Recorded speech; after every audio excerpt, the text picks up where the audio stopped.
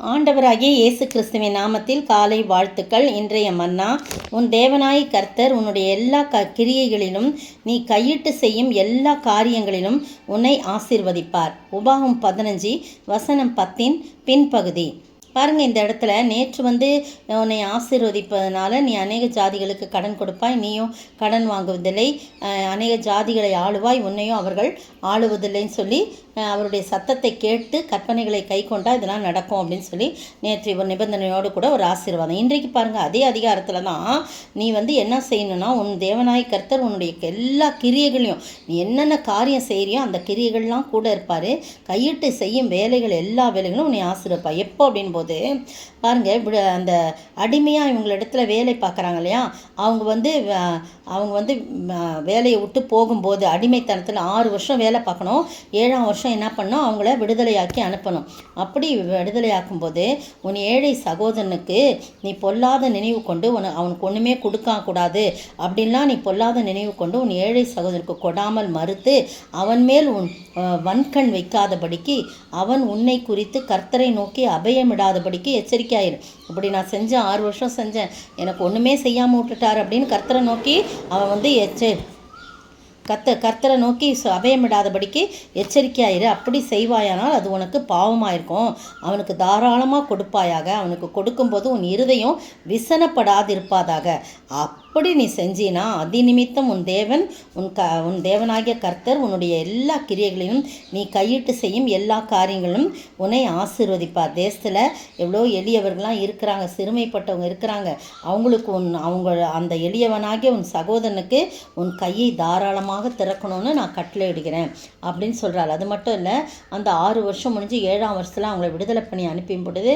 அவங்கள 13ஆம் வசனம் பாருங்கள், அதுலேயே அவனை விடுதலை பண்ணி அனுப்பிவிடும்போது அவனை வெறுமையாய் அனுப்பிவிடாமல் உன் தேவனாய் கர்த்தர் உன்னை ஆசீர்வதிக்கும்படி உன்னை நல்லா ஆசீர்வதிக்கணும். இன்னுமா ஆசீர்வதிக்கணும்னா உன் ஆட்டு மந்தையிலும் உன் களத்திலும் உன் ஆலையிலும் எடுத்து அவனுக்கு தாராளமாய் கொடுத்து நிறைவாக அவனை அனுப்பு.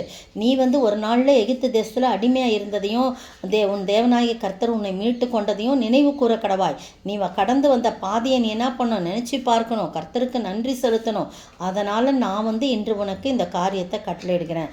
அவன் உன்கிட்ட நன்மை பெற்று உன்னையும் உன் குடும்பத்தையும் அப்படி அவன் சமாதானத்தோடு கடந்து போகணும் அப்படின்னு சொல்லி அவர் ஆண்டவர் சொல்கிறத நம்ம பார்க்குறோம். மோசையின் மூலமாக இந்த காரியத்தெல்லாம் சொல்கிறாரு. எவ்வளோ அருமையான ஒரு அட்வைஸ் பாருங்கள். இதை நம்ம ஈஸியாக கடைப்பிடிக்கக்கூடிய, நம்மகிட்ட வேலை பார்க்குறவங்க, நம்மகிட்ட வீட்டு வேலை பார்க்குறவங்க, சமையல் வேலை பார்க்குறவங்களுக்குலாம் தாராளமாக நம்ம கொடுக்கணும். அவங்க கஷ்டத்தின் மத்தியில் தான் நம்மளுக்கு வராங்க. அதுக்கெல்லாம் கணக்கு பார்க்கக்கூடாது. சாப்பிட்ற விஷயத்துலேருந்து அவங்களுக்கு கொடுக்கறதுலேருந்து நம்மக்கிட்ட நம்மளை எவ்வளோ ஆண்டவர் ஆசீர்வச்சிருக்கார். ஒரு நாள் நீங்கள் எகிப்து தேசத்தில் அடிமையாக இருந்து உங்களை எவ்வளோ அழகாக கூப்பிட்டு உங்களை எப்படி நடத்தினார் அதெல்லாம் நீங்கள் நினைவு கூர்ந்து இப்போ உங்ககிட்ட அடிமையாக இருக்க விடுதலை பெறும்போது உன் ஆட்டு மந்தை களத்தின் ஆசீர்வாதம், ஆலையின் ஆசீர்வாதம் எல்லாம் தாராளமாக கொடுத்து அவங்கள சமாதானத்தோடு சந்தோஷத்தோடு நிறைவாக அனுப்பணும்.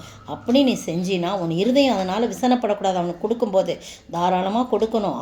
அவனுக்கு கொடுக்கக்கூடாது அப்படிலாம் உன் மனசில் நீ வஞ்சகம் வச்சுருக்கக்கூடாது. அவன் கர்த்தரை நோக்கி முறையிட்டானா அது உனக்கு பாவமாக இருக்கும் அப்படின்னு சொல்கிறத பார்க்குறோம். இதையெல்லாம் நமக்கு கொடுக்கறது போல் நம்மள ஆண்டவர் ஆசீர்வதிக்கணும்னா நம்முடைய கிரியைகள் எல்லா கிரியைகளையும் கையிட்டு செய்யும் எல்லா காரியங்களையும் கர்த்தர் நம்மை ஆசீர்வதிக்கணும்னா நம்ம எளியவர்களை மறக்கக்கூடாது.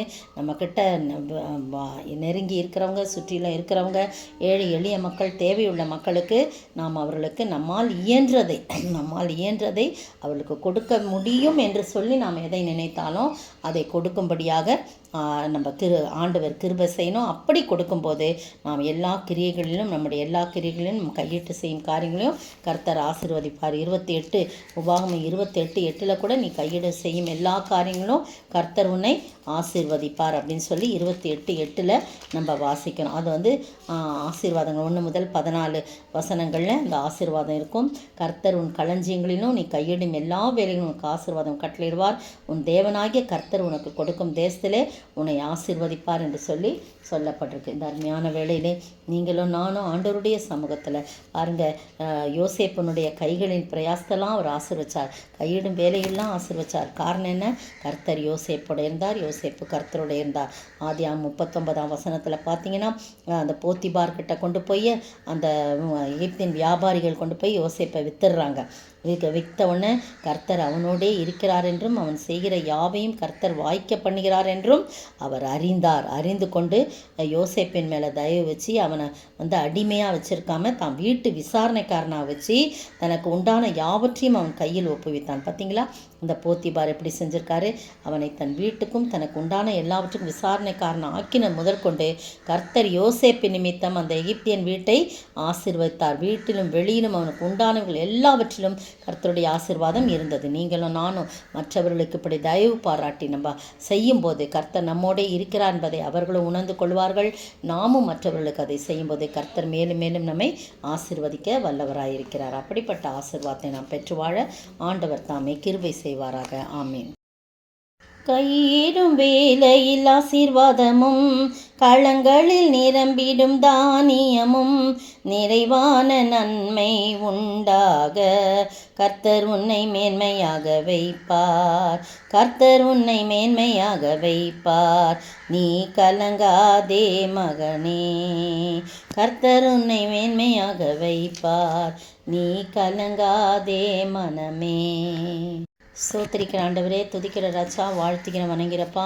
நாங்கள் பார்க்கின்ற ஏழை எளிய மக்களுக்கு ஆண்டவரே, எங்களோடு கூட பணிபுரிகிறவர்களுக்கு எங்களால் ஆன உதவிகளை நிறைவாய் செய்யும்படியாக அதில் மன வருத்தம் படாதபடி சந்தோஷமாய் அவர்களுக்கு கொடுக்கவும் அவர்களும் திருப்தி அடையும். அதன் மூலம் நாங்கள் கையிட்டு செய்யும் எங்கள் கிரியைகளை ஆசீர்வதிக்கிறவராய் இருக்கிறீர். கையிட்டு செய்யும் காரியங்களை வாய்க்க செய்கிறவர்களாய் இருக்கிறீர், ஆசீர்வதிக்கிறவராய் இருக்கிறீர். அப்படிப்பட்ட ஆசீர்வாதத்தை நாங்கள் பெற்று வாழ எங்களுக்கு கர்த்தாவே உம்முடைய வார்த்தைக்கு கீழ்ப்படிந்து நடக்க எங்களை அர்ப்பணிக்கிறோம். இயேசுவின் நாமத்தில் ஜெபிக்கிறேன் பிதாவே, ஆமீன். நேற்றைய பதில், அவர் மரித்தோரின் தேவனாயிராமல் ஜீவனுள்ளோரின் தேவனாயிருக்கிறார். லூக்கா 20:38. இன்றைய கேள்வி, யாரை குறித்து ஏன் எச்சரிக்கையாயிருங்கள் என்றும் அவர்கள் என்ன அடைவார்கள் என்றும் கூறப்பட்டுள்ளது. யாரை குறித்து ஏன் எச்சரிக்கையாயிருங்கள் என்றும் அவர்கள் என்ன அடைவார்கள் என்றும் கூறப்படுகிறது.